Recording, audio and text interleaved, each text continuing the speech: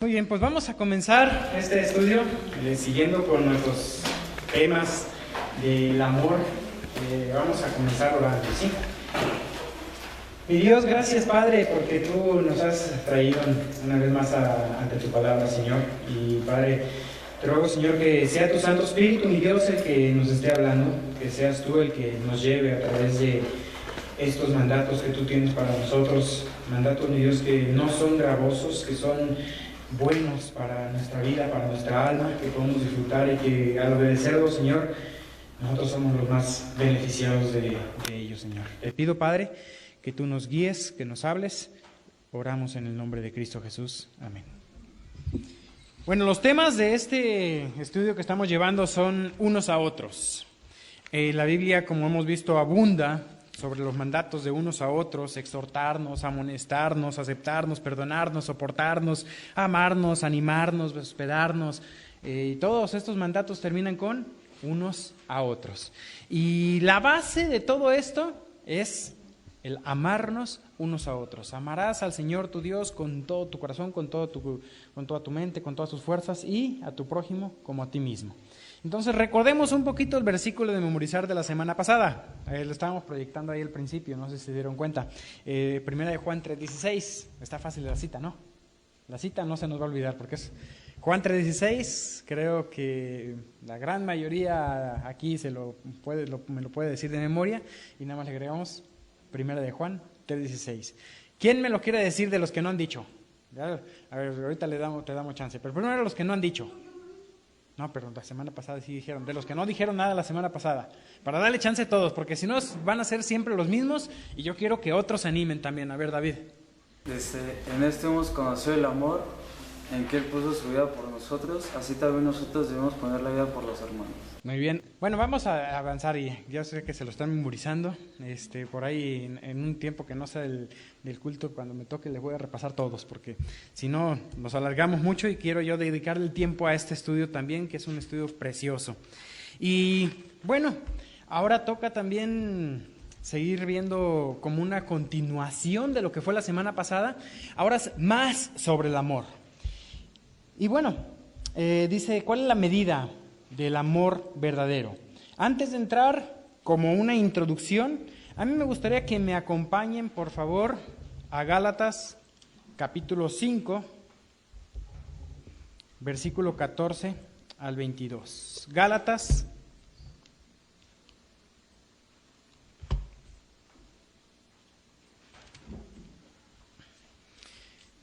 capítulo 5,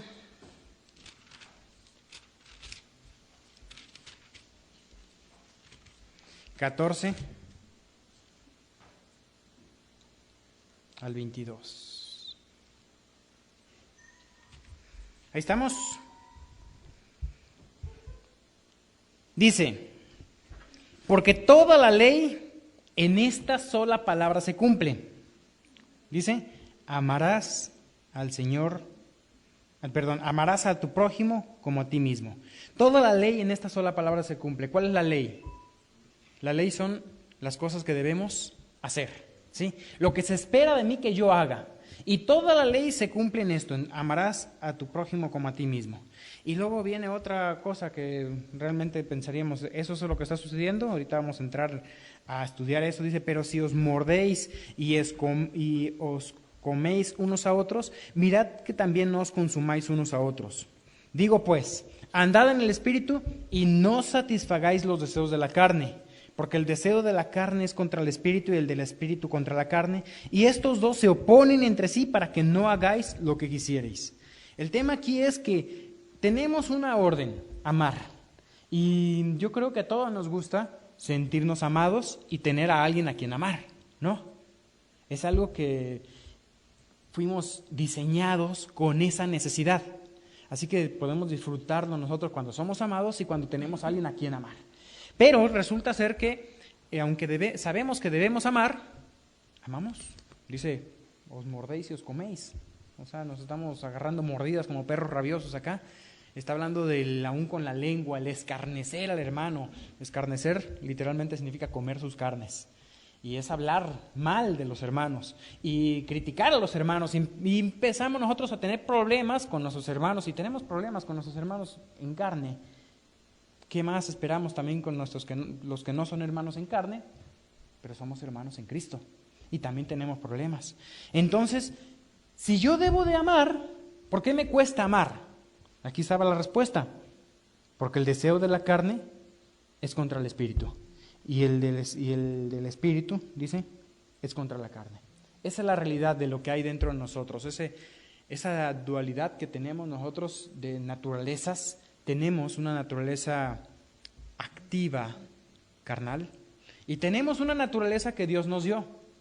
El asunto es, ¿a quién obedezco? ¿Cuál de las dos naturalezas es la que determina lo que voy a hacer? ¿Cuántas veces no te pasa que tú sabes que debes hacer algo, pero sencillamente no lo haces? Te cuesta hacerlo. Y Pablo en un momento también dice, es que hallo esta ley que está en mí, que hay una lucha dentro de mí, quiero hacer una cosa, pero no hago lo que quiero, sino lo que no debo hacer, eso hago. ¿Cómo puedo yo entonces entender o fortalecer ese deseo de amar? La respuesta está al principio del versículo 16. ¿Cómo puedo yo realmente amar? Digo pues, dice Gálatas 5:16, andad en el Espíritu. Entonces es así que puedo yo amar. Si yo vivo en el Espíritu, se va a dar esto como algo natural en mí. Vamos a seguir leyendo para darnos cuenta de ello. Ya lo habíamos estudiado hace algún tiempo, creo que un par de años estudiamos el fruto del Espíritu y vamos a llegar ahí. Dice versículo 18, pero si sois guiados por el Espíritu no estáis bajo la ley. O sea, toda la ley se resume en amarás a tu prójimo, pero guiados por el Espíritu no estás bajo la ley. Es decir, ya no estoy yo solo obligado a amar por obligación. Y ahorita me lo explica. Dice, manifiestas son las obras de la carne. Es decir, si yo soy guiado por la carne, ¿qué se manifiesta? Obras.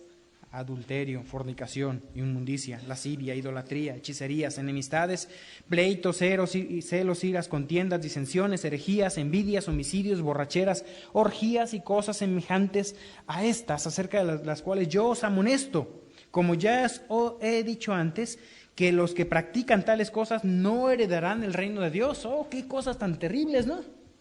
Pero si tú analizas tu vida delante de esto, son cosas reales en nuestras vidas. Yo puedo venir y acusar a otro de esto. A lo mejor yo digo, bueno, no soy todo, no soy homicida, no, nunca he matado a nadie. Pero ¿qué dijo Jesús ahí en Mateo capítulo 5? ¿Te acuerdas? Oíste que fue dicho, no matarás, pero yo os digo que ¿qué? ¿Se acuerdan? Cualquiera que se enoja contra su hermano, cualquiera que le dice necio, cualquiera que le dice fatuo, tonto, o cualquier otra grosería un poquito más coloradita que tonto, quedará expuesto al infierno de fuego.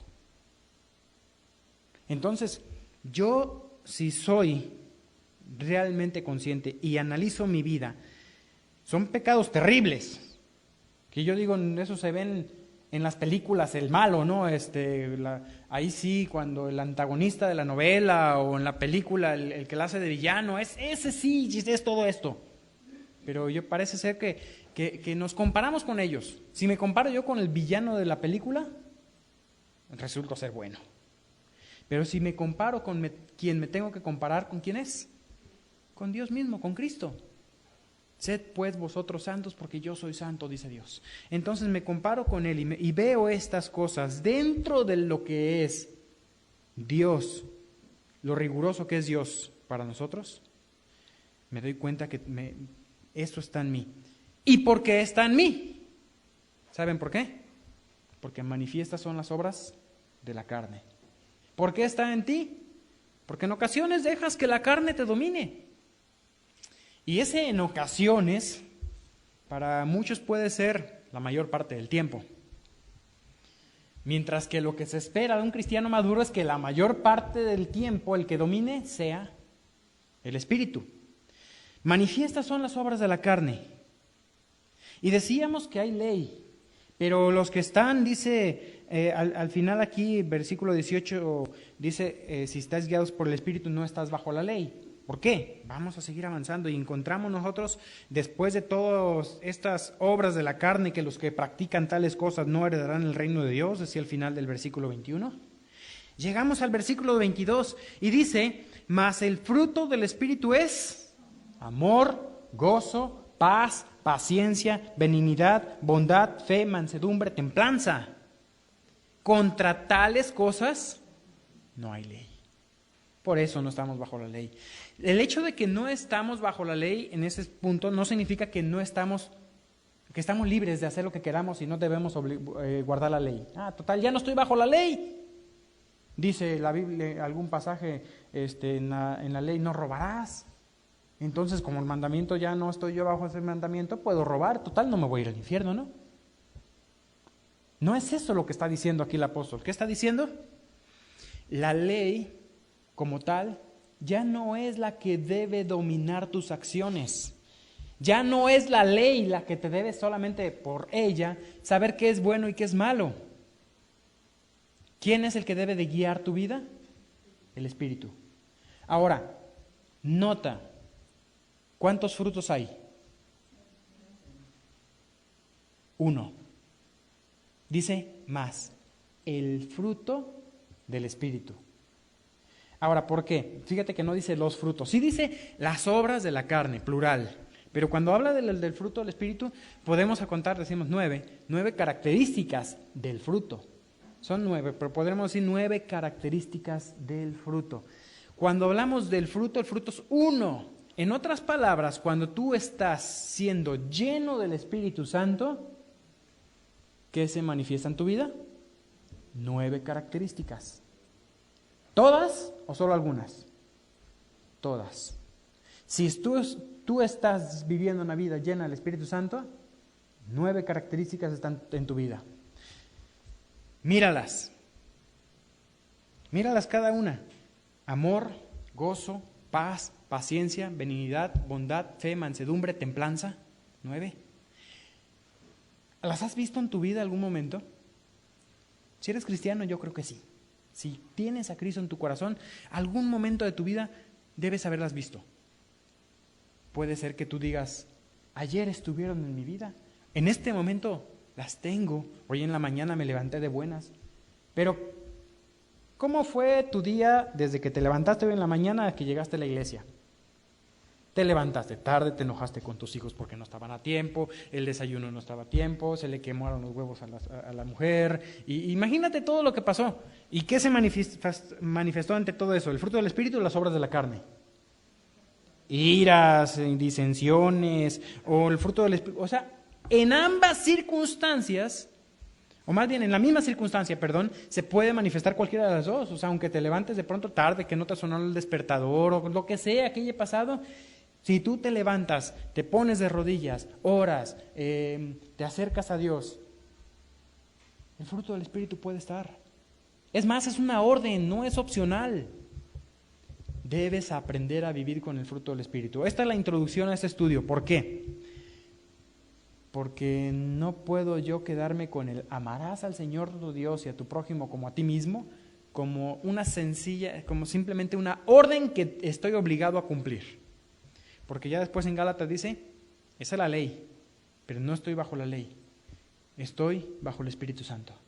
Y el Espíritu Santo me va a ayudar a amar. ¿Te cuesta amar? ¿Te cuesta manifestar el fruto del Espíritu? A mí me cuesta. ¿Por qué me cuesta? Porque lo hago con mis fuerzas, porque no estoy siendo lleno del Espíritu Santo. Pero si soy lleno del Espíritu Santo, no va a ser difícil. Primera de Juan dice, y este es el mandamiento que hemos oído de él, que nos amemos, ¿no? Y sus mandamientos no son gravosos. Bien, vamos a entrar ahora sí a Primera de Corintios 13. Primera de Corintios, capítulo 13. Ahora sí, en este pasaje, analizaremos lo que es la medida de ese amor. ¿Cómo se mide el amor? ¿Qué características tiene? Justamente lo que debemos hacer nosotros. Dice 1 Corintios 13, Este pasaje es importante entender su contexto. Primera de Corintios es una carta correctiva, no instructiva. Entendamos la diferencia. Hay cartas en la Biblia donde se nos ordena hacer cosas o se nos instruye cómo hacer las cosas. En este caso, por ejemplo, las epístolas pastorales, las cartas de Pablo a Timoteo, a Tito, Filemón, cartas donde da una serie de instrucciones. En este caso, Primera de Corintios, más, si bien sí hay instrucciones, más es una carta correctiva. ¿Por qué correctiva? Porque la iglesia de Corintio, en pocas palabras, era un desastre. Había un desastre en todo sentido. Miren, vamos a pensar, ¿hay algún lugar en la Biblia donde se hable, pensemos específicamente, del don de lenguas? ¿En qué lugares se habla del don de lenguas? Hay dos lugares, Hechos y Primera de Corintios. Hechos, ¿es un libro instructivo? O sea, ¿me dice cómo tengo que organizar la iglesia, cómo tengo que ser en la iglesia? No, es una narración histórica. Narra los hechos que ocurrieron, pues se llama Hechos, ¿sí? Es historia. Esto ocurrió, no significa ustedes háganlo así. Y el otro es Primera de Corintios. Primera de Corintios nos dice, hermanos, hablen en lenguas, eso es lo que tienen que hacer. Aquí están las instrucciones para poder hablar en lenguas. No, ¿qué está haciendo? Corrigiendo una serie de errores, entre ellas el hablar en lenguas. Ahora, estaba el problema de las lenguas, pero ¿sabes cuál es el problema más grande de la iglesia? ¿Eran las lenguas? No. Ni siquiera ese. El problema más grande de la iglesia era la falta de amor.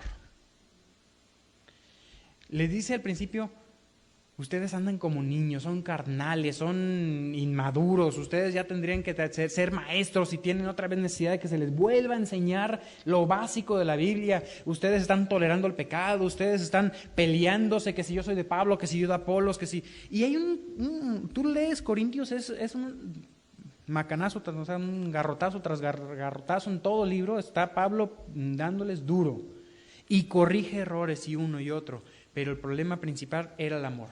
Por ejemplo, cuando hablamos del capítulo 3, de 1 Corintios capítulo 3, ahí se presenta el tribunal de Cristo, ahí es donde dice, yo soy de Pablo uno, y el otro dice, yo soy de Apolos.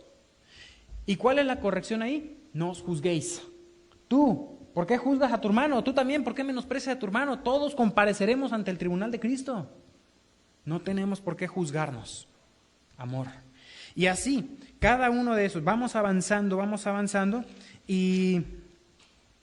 Por ejemplo,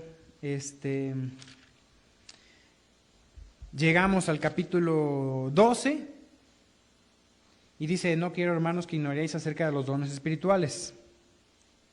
Y empieza a corregir estos problemas que había. No, el tema no es el capítulo 12, pero habla aquí en cuanto a los diferentes dones que se estaban peleando ahí, porque yo quiero aquel. Y el problema principal era... Fíjate el versículo 14. Ahora bien, el cuerpo es un solo miembro, no es un solo miembro, sino muchos. Si dijera el pie, porque no soy mano, ¿no soy del cuerpo? ¿Qué está corrigiendo ahí? Que se estaban unos diciendo, yo no te necesito a ti. Mi don es más espectacular que el tuyo. Y empezaba a corregir cada uno de estos problemas. Versículo 31 del capítulo 12. Voy a leer desde el 30. ¿Tienen todos dones de sanidad? ¿Hablan todos en lenguas? ¿Interpretan todos? Eso era lo que querían, los dones que querían ellos, los más espectaculares, los que se notaban, ¿no? Los que se paraban enfrente. Fíjate aquí, no se pelean por el don de servicio. A ver, mira. Aquí vamos a ver desde el 29 donde empiezan las preguntas de los que se peleaban. ¿Qué querían ser? Apóstoles, profetas, maestros, don de milagros, sanidades, lenguas, interpretación de lenguas. Eso querían. Pero ¿quién se peleaba por el don de servicio, por el don de exhortación, por el don de dar? Aquí no aparecen en esta lista. Ninguno de esos dones aparecen en esta lista. Y llega el versículo 31 y dice, procurad pues los dones mejores. La palabra procurad, más que como una orden, en el idioma original, es una palabra, yo no acudo mucho al griego, pero esta la vamos a entender. Griego, selao. ¿De qué palabra viene de esa palabra para nosotros? Celos. La idea del selao es un fuego encendido, como los celos. Entonces aquí no es tanto celen los dones mejores, sino más bien ustedes están celando o están celosos de los mejores dones. Celad pues los dones mejores, pero yo os muestro un camino aún más excelente. ¿Cuál será este camino más excelente que esos espectaculares dones del resucitar un muerto? Versículo 13, si yo hablase en lenguas humanas y angélicas, nota. Alguno dice, no, es que lo que hablamos en las iglesias son lenguas angélicas, por eso no son ningún idioma. Porque Pablo dice si yo hablase. Exacto, Pablo dice si yo hablase. Pablo nunca dice que él hablara. Él no dijo que él hablase en lenguas angélicas. Son idiomas, punto. Si yo hablase en lenguas humanas y angélicas, ¿y qué? Y no tengo amor, vengo a ser como metal que resuena o como címbalo que retiñe. Y si tuviera profecía y entendiese todos los misterios y toda ciencia, y si tuviese toda la fe, de tal manera que trasladase los montes, y no tengo amor, nada soy. Y si repartiese todos mis bienes para dar de comer a los pobres, y si entregase mi cuerpo para ser quemado, y no tengo amor, de nada me sirve. ¿De qué sirven las grandes experiencias de la vida? Las grandes hazañas hechas sin amor. Y comienza aquí a hablar de una serie de características. Y aquí empezamos nosotros a sacar el lápiz, ¿no? ¿Cómo es el amor? 1 Corintios 13, del 4 al 7, describe el amor verdadero. Hay 15 características del amor, 7 positivas y 8 negativas. Apúntelas. No me voy a ir tan al pie de la letra en el apunte, ¿ok? Estos primeros 4 puntos quizás los podemos ir llenando de poco en poco, y si quieres anotar algo más, no te va a caber entonces la letra chiquita, ¿ok? Pero las 7 características, lo que el amor es y lo que el amor no es. A mí me parece interesante cómo las 7 características es como da 2 positivas, luego da las 8 negativas y luego da el resto de las positivas. Es como que si enmarcaran un cuadro, lo negativo con lo positivo. Y empieza lo que el amor es. El amor es sufrido. ¿Qué significa que el amor es sufrido? La palabra sufrido aquí, tenía unas notas ahí, se me olvidó imprimirlas, a ver si me acuerdo de memoria porque justo anoté estas cosas. La palabra sufrido tiene que ver aquí con paciencia. Hay 2 palabras para paciencia. Macrotumia, otra vez voy al griego y demás. Macrotumia significa, macro es algo muy grande, y tumia es ánimo. ¿Cómo lo traduciría yo? Largura de ánimo. ¿Te acuerdas cuando dice Santiago que vuestro ánimo no se canse hasta desmayar? Largura de ánimo. Eso es aquí sufrido. El amor tiene una largura de ánimo. No sé, la idea de esta paciencia es la del corredor, no de la carrera del sprint, del 100 metros, 200 o 400 metros. Ya en 400 tienes que empezar a medir un poquito tus fuerzas. Rafa le sabe un poquito de eso, ¿no? Pero ¿qué tal una maratón? Cuando salen los corredores del maratón, ¿se ponen en 4 puntos para salir? ¿Por qué no? En 4 puntos podría salir más rápido, ¿no? Ahorita los dejo y si les gano me despego de ellos 1 kilómetro al principio, seguro ganas el maratón, ¿sí o no? No, porque la maratón se trata de ¿qué? Resistencia, no se trata de velocidad, se trata de resistencia. Si tú mides tus fuerzas, si vas midiéndolas, vas utilizándolas paulatinamente, no un pique al principio, sino que administras bien tus energías, vas a ganar. Y la idea del maratón, más bien la idea de esta palabra, sufrido, es eso, largura de ánimo. Es permanecer allí, en ese desempeño, ¿no? Luego dice, el amor es benigno. La idea del amor es benigno, es sencillo de entender, ¿no? Es la bondad de Dios. El amor no tiene envidia. En este aspecto de que el amor no tiene envidia es no codiciar lo que otros tienen. A una palabra envidia aquí es parecida a la otra palabra de los celos, celar a otros. El amor no es jactancioso. ¿Qué sería jactancioso? Presumido. Entonces, ¿qué es esto? No, es que me gusta que me vean a mí, me gusta que vean lo que tengo, me gusta que vean lo que soy. El amor no va a buscar, fíjate que cómo van encajando, cada una encaja en la otra. No tiene envidia, está mirando a los otros, ¿sí? Lo que él tiene. Jactancioso, está mirándose a sí mismo, lo que yo tengo. El amor es un equilibrio entre ambas cosas, porque a lo mejor luego nos pasa que digo, yo no soy jactancioso de lo que yo tengo, pero estoy criticando lo que el otro tiene, ¿o no?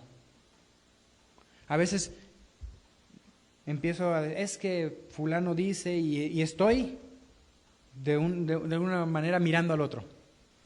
Entonces va un equilibrio en ambas cosas. Ni miro para juzgar mal al otro, ni siquiera me miro a mí mismo para ponerme por encima de los otros. Y luego sigue diciendo, no hace nada indebido. Esta palabra de no hacer nada indebido es aún no hacer nada indecoroso. El decoro, particularmente lo que está hablando aquí, tiene que ver con la manera de ser, de hablar, de vestir. Por amor, no hago nada que sea ofensivo al hermano, donde le pueda llegar a faltar el respeto. Es que yo así soy, y yo así hablo, ¿no? A veces decimos que me aguanten así, porque así soy. Si soy gritón, porque soy gritón. Si soy callado y nunca le digo nada a nadie y me trago las cosas para mí mismo, porque así soy. Y eso es el hecho de no hacer nada, o sea, de que el amor no hace nada indebido. Hay cosas que hay que hacerlas debidamente. A veces, no hacer nada es indebido. ¿Me explico? A veces no hacer nada es indebido. Si alguno ve a su hermano cometer pecado, ore por él. Si tu hermano peca contra ti o tú lo ves, Gálatas 6 dice también que si alguno fuere sorprendido en alguna falta, vosotros que sois espirituales, restauradle con espíritu de mansedumbre. No hacer nada en ese caso es indebido. Si tú ves que tu hermano está haciendo algo que consideras indebido, es parte también el venir y corregirnos. El amor hace eso. Fíjate cómo, por cierto, aquí en el español, nuestra Biblia, las descripciones muchas son adjetivos, pero en el original son verbos. ¿Cuál es la diferencia? Los verbos tienen que ver con acción, ¿sí? Aquí está hablando de acciones que se hacen. Por ejemplo, aquí dice, no hace nada indebido. Entonces tiene que ver con hacer o no hacer algo, ¿ok? ¿Qué más? Dice también que el amor no busca lo suyo. Ni miro al otro para criticar, ni me miro a mí mismo para exaltarme, ni busco por lo mío como prioridad. En otras palabras, las necesidades de otros son prioridades también en mi vida. Yo creo que a veces en el hogar lo vemos, ¿no? A veces es algo que nos damos cuenta. ¿Cuántas veces no tenemos que sacrificar, muchas veces los jefes de familia, algo que queríamos por algo que la familia necesita? Y como iglesia, esto es el amor aplicado en esas circunstancias. El amor no busca lo suyo. El amor no se irrita. ¿Qué es irritarse? Una persona irritable, una persona irritada es una persona que se fastidia, ¿sí? Rápido. El amor no se fastidia, no se irrita, no se molesta. El amor no guarda rencor.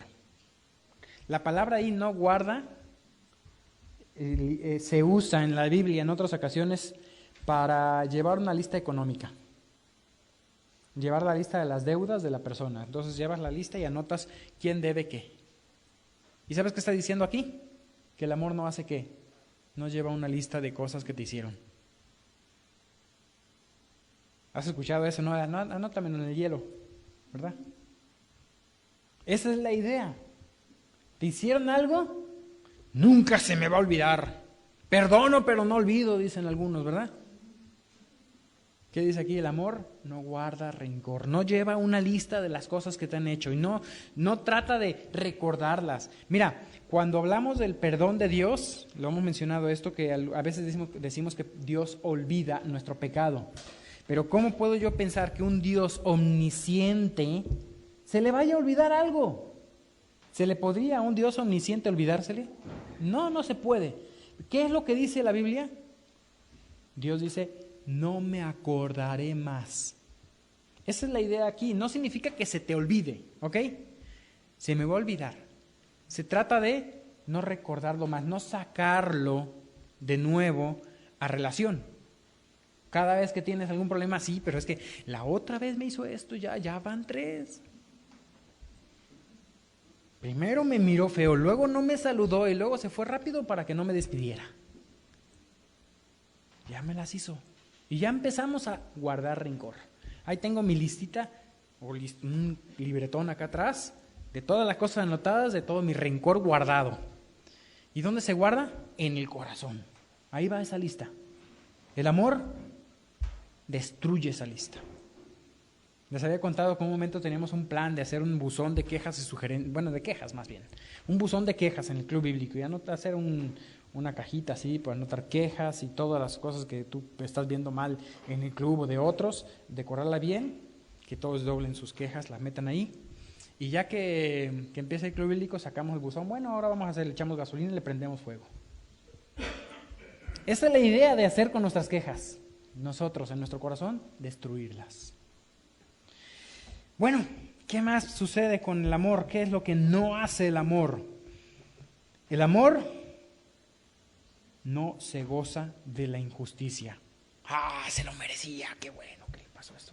Qué bueno que lo corrieron de su trabajo porque me caía gordo. ¿Verdad? El amor no se goza de que le pase algo malo al otro, aun cuando sea tu enemigo. Amad a vuestros enemigos, decía. Por el contrario, y volvemos aquí al marco, si te das cuenta de lo que yo decía del marco, comenzamos con cosas buenas, vemos las negativas de lo que el amor no es y regresamos a las positivas. Por el contrario, de que el amor no se goza de la injusticia, se goza de la verdad. El amor se goza de la verdad. Dios es verdad. Todo lo que sea verdad también es lo que nos debe llevar, mantener nuestra relación correcta. Hablar verdad cada uno con los demás. ¿Qué es hablar verdad? Es decirle a la gente lo que le tengo que decir muchas veces. Obviamente no es venir y ser cara dura porque lo tengo que hacer en amor. Y si lo hago en amor, lo hago con todo esto. Cuando corrijo en amor la falta del hermano, vengo, lo hablo en amor, hablo con verdad. Pero dice también aquí que el amor todo lo sufre. Esta palabra de todo lo sufre, quizás podemos relacionarla un poquito con la primera de las características, el amor es sufrido. ¿Sí? La diferencia, quizás que la primera tiene que estar relacionada con paciencia, con soportar por mucho tiempo algo, y esta de todo lo sufre, está quizás un poquito más relacionado con la última. Ahorita vamos a ver. Todo lo cree. O sea que el amor hace ingenuos. Es que está enamorado. Qué ingenuo, ¿es verdad? ¿Le está hablando de eso? No. La idea de todo lo cree es una tendencia a creer el bien, a creer que las personas son buenas. Es justamente de lo contrario de ese famoso dicho que dice piensa mal y acertarás, ¿verdad? Es lo contrario. Es una tendencia a creer que la gente es buena, a no atribuir malas intenciones a la gente. Se salió corriendo, no me quiso saludar. ¿Qué tal si el hermano tenía diarrea? No sé, o sea, tampoco vamos a andar juzgando, ¿verdad? ¿Qué tenía o qué no tenía? Pero muchas veces hacemos cosas, atribuimos intenciones y empezamos a pensar mal, porque seguro si pienso mal voy a acertar. Todo lo cree significa no atribuir malas intenciones. Mira, hay dos cosas que caracterizan la fe judía y que heredamos de la fe judía como cristianos: fe y esperanza. Esas dos palabras van muchas veces juntas, la fe y la esperanza. En muchas ocasiones, en el mismo versículo, se repiten. Fe y esperanza. Pablo decía, por la esperanza de la resurrección soy juzgado. Y se peleaban ahí los judíos para defenderlo y unos atacarlo. Fe y esperanza. Todo lo cree, apunta a ¿cuál de las dos? A la fe. El amor fortalece tu fe. No solamente fe en Dios, fe en la gente, fe en los hermanos.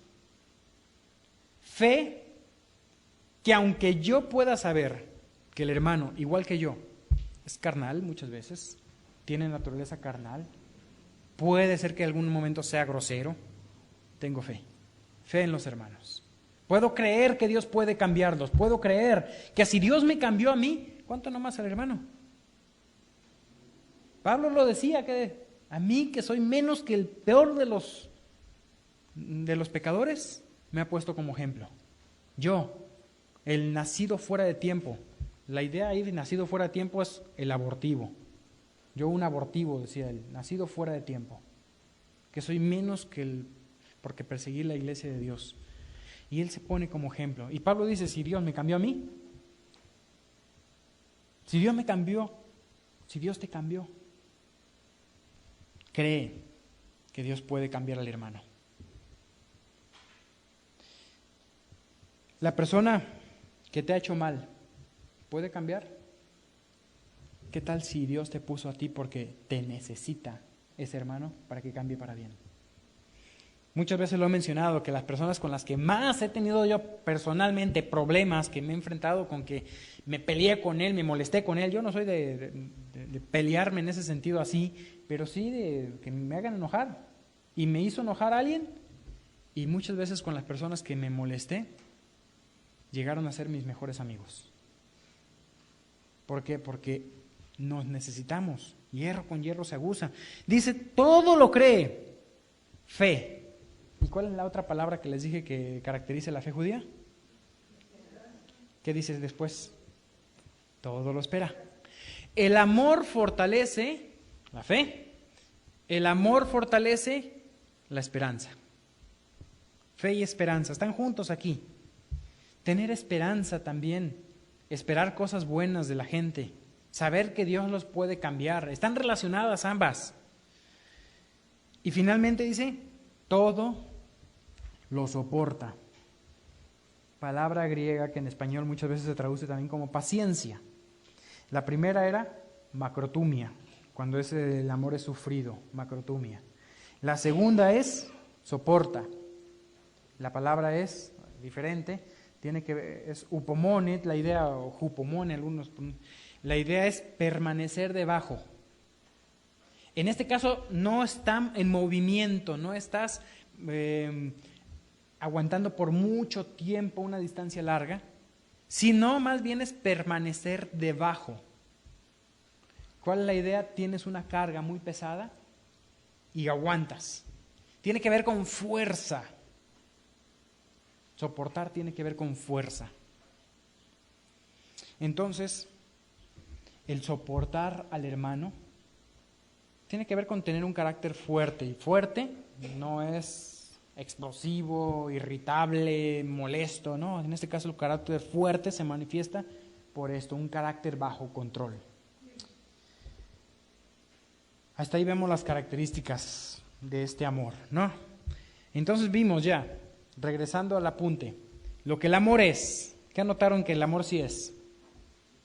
Sufrido, benigno, ¿qué más?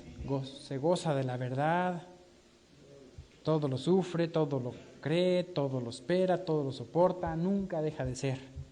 ¿Qué es lo que el amor no es? ¿No es qué? No es envidioso, no es jactancioso, no se envanece, no hace nada indebido, no busca lo suyo, no se irrita, no guarda rencor, no se goza de la injusticia. Y lo demás, pues estudiamos una por una, aquí podemos ver algunas. ¿Cómo entiende la frase que el amor es sufrido o paciente? Que alguna nueva versión internacional traduce así, paciente. Soportar, saber soportar también, soportar distancias o por mucho tiempo. Si el amor no tiene envidia, ¿qué desea para los demás? ¿Qué le pondrías ahí?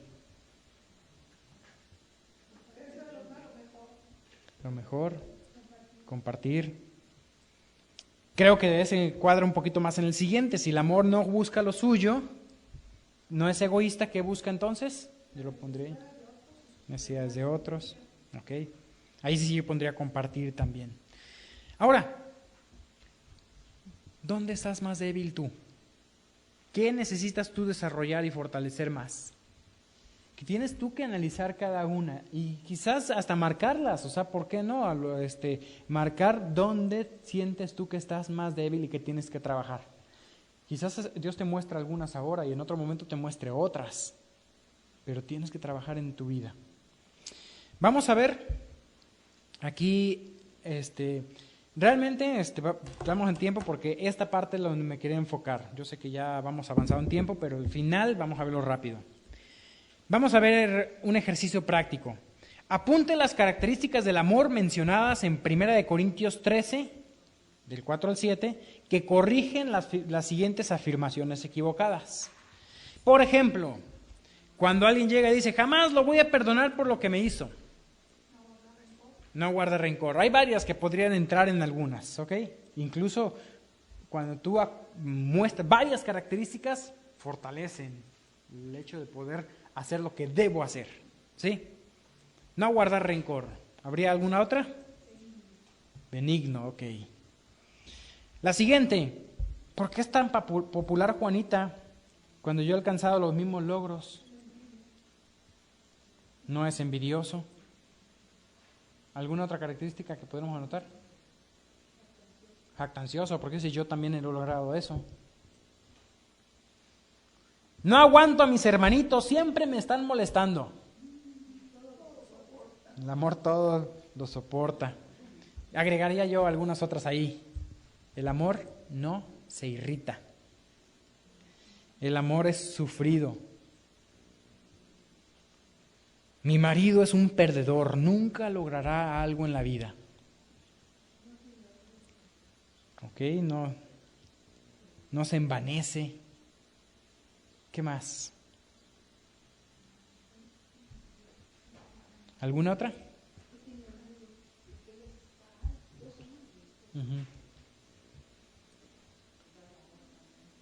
Yo le puse aquí también que el amor no busca lo suyo. Siguiente. Dice aquí la pregunta, ¿por qué tengo que ayudar a Pedro si yo también tengo necesidades? Hay hermano con necesidad, ¿por qué yo también tengo necesidades? ¿Qué podríamos poner ahí? Algunas características del amor que cuadren ahí. El amor no busca lo suyo. Es justo. Bueno, no sé vos, bueno. Yo anoté aquí benigno. Yo creo que también el benigno cuadra. Nuestro grupo canta mejor que el otro. Ellos no pueden mantener el ritmo. Ok. Envanecido, ¿no? No se envanece. Siguiente, yo puedo hacerlo solo, sin que nadie me ayude. Jactancioso no se envanece también. Despidieron a Juan, se lo merecía. Es más, nunca me había caído mal. Bien, digo, nunca me había caído bien. No se goza de la injusticia. Siguiente, dice, ojalá lo saque del puesto para que me lo pongan a mí. No busca lo suyo, no se envanece, aún no se goza de la injusticia, también quedará ahí. Todo lo que Marta hace me molesta, hasta su forma de vestir y hablar. Irrita, ¿qué más? Envidia, podría ser, no es envidioso. Todo lo sufre, todo lo soporta, yo los pondría esos dos ahí. ¿A poco no hay gente así que de pronto en tu corazón producen esas cosas? ¿Qué muestran? Tu falta de amor. Bien, ¿cómo vamos? Viviendo juntos en amor. Vamos a Romanos 12:10. Aquí vamos ya a movernos un poquito en la Biblia. Esta parte va a ser un poquito más rápida de avanzar y espero también un poquito más dinámica. Romanos. Ahora me gustaron, no sé por qué me agarré muchas palabras en griego. Yo las estudio en griego, pero suelo no sacarlas. Aquí tengo unas que me parecieron graciosas. Bueno, más bien la frase. Romanos capítulo 12, versículo 10. Luego, estas nos van a ayudar a recordar las lecciones. 12:10 dice, amaos los unos a los otros con amor fraternal. Hay varias palabras para el amor. Con los matrimonios estamos estudiando algunas de ellas, ¿sí? Aquí, cuando dice amaos con amor, dice la palabra amaos, ¿sabes cuál es? Es una mezcla de dos de ellas. Filostorgos. Las menciono porque las estamos estudiando con los matrimonios. ¿Cuáles son esas dos palabras que se mezclan en una sola ahí? Filos, storge. Y aquí dice, filostorgos unos a otros con Filadelfia. Así dice, en griego. Filostorgos unos a otros con Filadelfia. Así que suena a galletas con Filadelfia, no sé, algo así me sonó a mí. Pero bueno, aquí literalmente está diciendo, amaos unos a otros, o sea, en español ya, con amor fraternal. ¿Qué es lo que indica este versículo? ¿Cómo tiene que ser el amor según la segunda parte del versículo? Lo que no le he leído. En cuanto a honra, prefiriéndonos los unos a los otros. La frase se repite, unos a otros, 2 veces aquí en el mismo versículo. Preferirse. En cuanto a honra, la palabra honra significa dignidad, se refiere al valor, tener valor, y se usa mucho en cuanto a la cuestión económica. Una y otra vez en la Biblia se usa el obrero es digno de su salario, usa ahí el obrero es digno de su honra. Entonces, cuando hablamos aquí de prefiriéndonos unos a los otros en cuanto a honra, ¿a qué se refiere? ¿No han escuchado ustedes la frase prefiero trabajar con inconversos que con creyentes? ¿Prefiero emplear un inconverso que un creyente? Bueno, eso es una desobediencia directa a este versículo. En cuanto a honra, prefiriendo los unos a los otros. En cuanto a honra, en cuanto a honor, en cuanto a salario, en cuanto a asociarse, no os unáis a un yugo desigual, tiene que ver también con sociedades con inconversos. Y no nada más sociedad matrimonial, sino también económica. Así que en cuanto a lo que se refiere al preferirnos, eso lo muestra el amor también, aún en empleo, trabajo y demás. Gálatas 5:14, ya lo habíamos comenzado a leer al principio, acompáñeme por favor. Gálatas capítulo 5, versículo 14 al 16, lo voy a leer. Dice, porque toda la ley en esta sola palabra se cumple, amarás a tu prójimo como a ti mismo, pero si os mordéis y os coméis unos a otros, mirad también que no os consumáis unos a otros. Digo pues, es hasta el 16, digo pues, andad en el Espíritu y no satisfagáis los deseos de la carne. El amor, ¿qué manifiesta aquí? Dice, a pesar del llamamiento de amar al prójimo, ¿qué es lo que algunos hacen? Morderse, comerse. ¿Qué querrá decir cuando dice esto de morderse y comerse? ¿Alguna vez has mordido a alguien? Criticar. Tiene que ver con todo lo que el amor no hace. ¿Cómo podemos ver el deseo de comernos unos a otros? Perdón, vencer. ¿Cómo podemos vencer el deseo de comernos unos a otros? Según el versículo 16. Fue la introducción del estudio. Andando en el Espíritu. Esencialmente, esa es la clave del amor. Vivir en el Espíritu.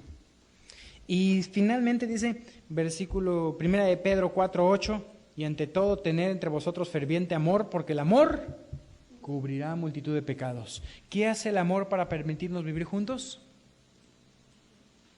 Cubre el pecado. Les digo, no significa esto hacerse la vista gorda, tratar de tapar el sol con un dedo, no significa eso. ¿Qué significa?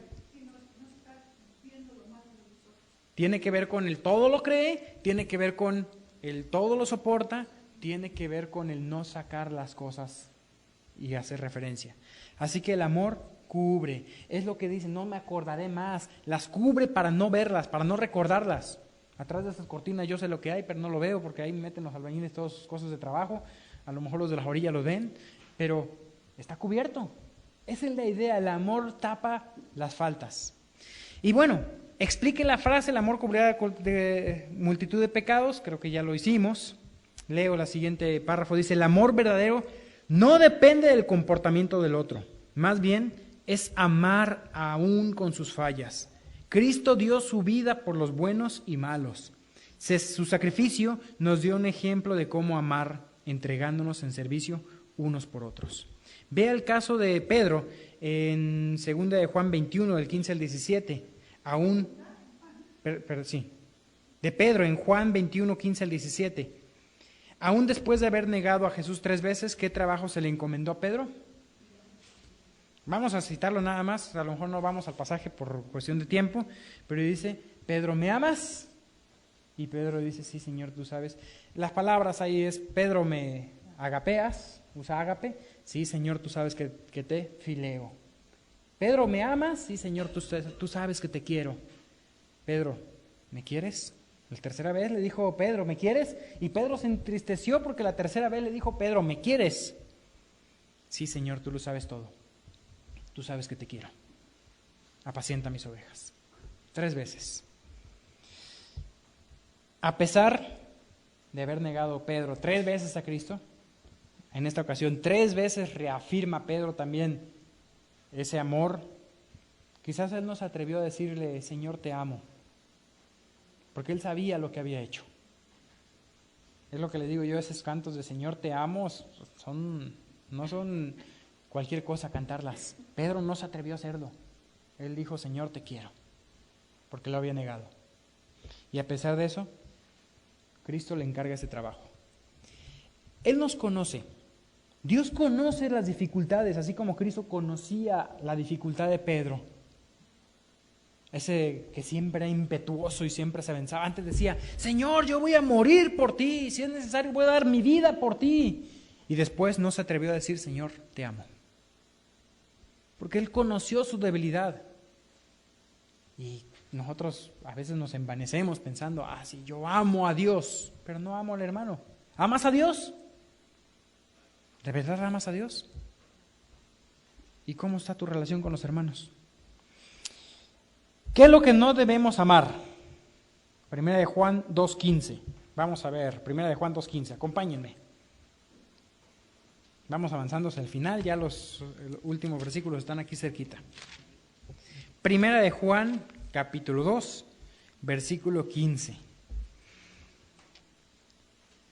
No améis al mundo ni las cosas que están en el mundo. Si alguno ama al mundo, el amor del Padre no está en él. ¿Qué no debemos amar? El mundo y sus cosas que están en él. Pero ¿por qué Dios nos manda que no amemos el mundo si Él amó al mundo? ¿No se han preguntado eso alguno? De tal manera amó Dios al mundo que dio a su Hijo unigénito. ¿Y por qué Dios lo dice? Cuando la Biblia habla en algunas ocasiones hay ciertas palabras que pueden tener diferentes, son homónimas en alguna manera, pero tienen diferentes significados. El mundo puede significarse el planeta. ¿Dios amó el planeta? No. ¿A qué se refiere en el Juan 3:16? A las personas. Entonces ahí se refiere a las personas. Se puede referir, como en este caso, al sistema del mundo.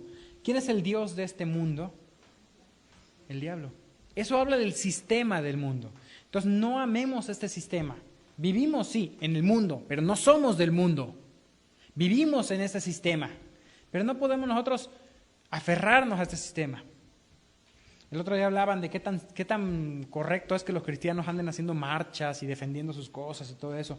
Yo no pienso que sea incorrecto hacer una manifestación pacífica como tiene uno que hacer la lucha, pero yo me pregunto, si nosotros dedicáramos ese mismo esfuerzo haciendo algo que sabemos que realmente puede provocar un cambio, por ejemplo, predicar el Evangelio, imagínense el cambio que podría haber. Como cristianos tenemos ese poder. Predicar el Evangelio hace más cambios que hacer una marcha. La marcha puede cambiar algo externo. Predicar el Evangelio cambia algo desde dentro. Santiago capítulo 4 versículos 1 al 2.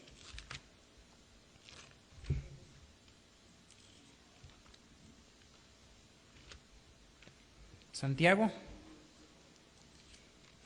¿Cuáles son las causas de los conflictos según aquí en Santiago?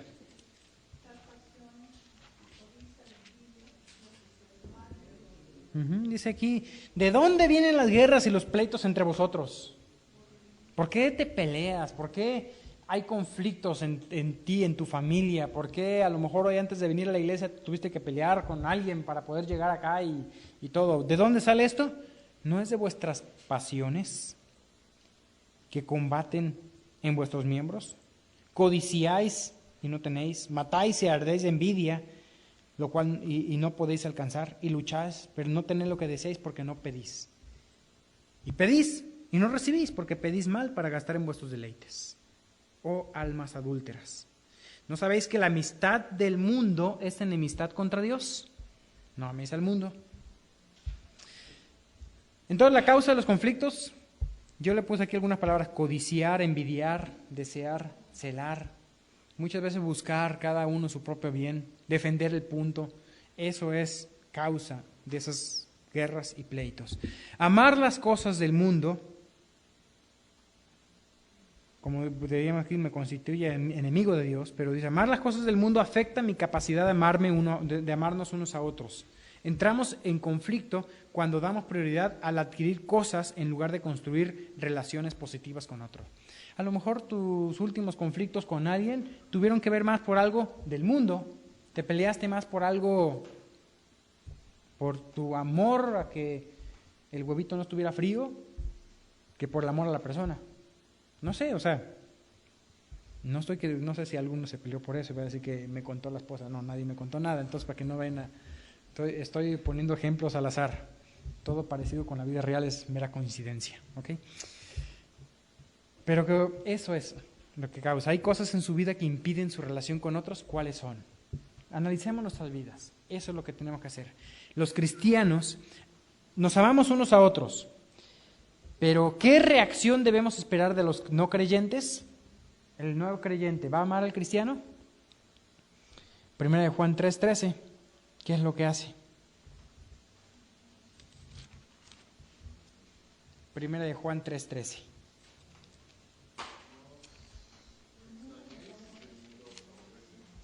No os extrañéis si el mundo os aborrece. ¿Qué esperamos del mundo entonces? Que nos aborrezca. ¿Y por qué nos aborrece? Yo creo que la respuesta la encuentro aún en el versículo 1, 1 Juan 3:1. Mirad cuán amor nos ha dado el Padre para que seamos llamados hijos de Dios. Por eso el mundo no nos conoce, porque no le conoció a Él. Por eso el mundo nos aborrece porque primero le aborreció a Él. Así que no tenemos que extrañarnos. Aunque los inconversos nos odien, o haya alguien que no conoce a Dios que te llegue a odiar, debemos amarles, orar por ellos, dar testimonio a ellos como Jesús lo hizo. ¿Ok? Para hacer, al final, están las tareas. Dice, una herramienta poderosa para promover su crecimiento es la música cristiana. Esta semana aprenda un canto cuya letra tiene que ver con el amor entre cristianos. Y bueno, eso te va a ayudar mucho también.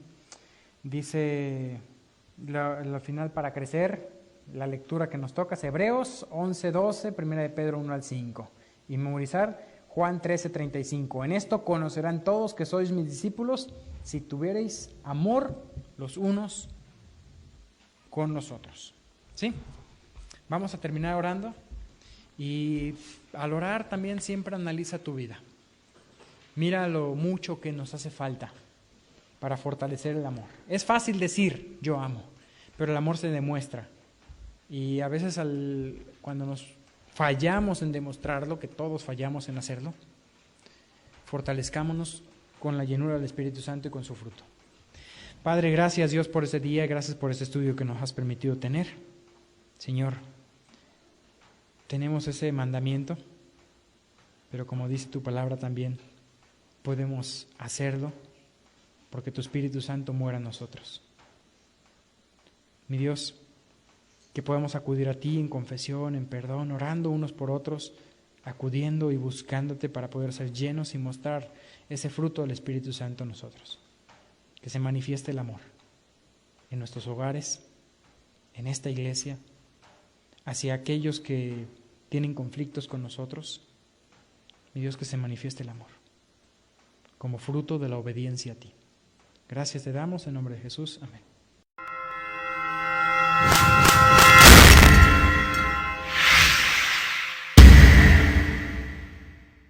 El hombre siempre ha buscado un propósito para su vida, pero solo lo encontramos en la Biblia.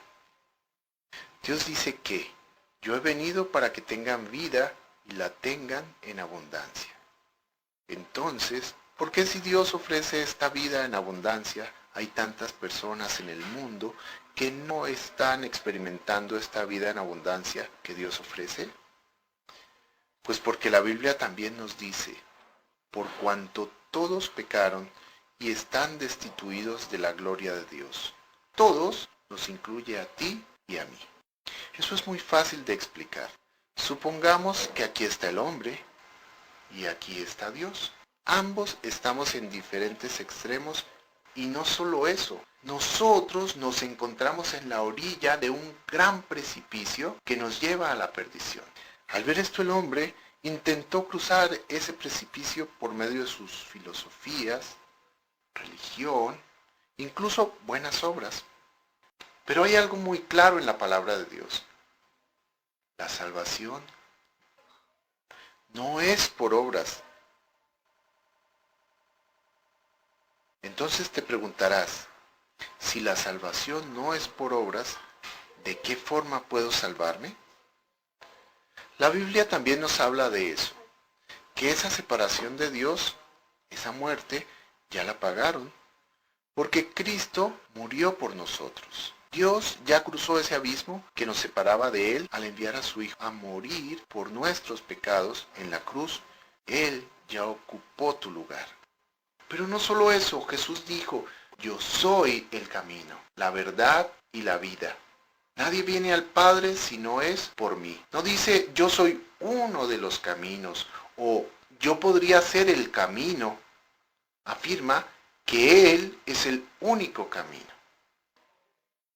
Ahora, tú puedes decir con justa razón, eso ya lo sabía. Está bien, déjame darte un ejemplo. Supongamos que un médico le dice a su paciente, esta es la medicina que va a curarle la enfermedad de muerte que tiene.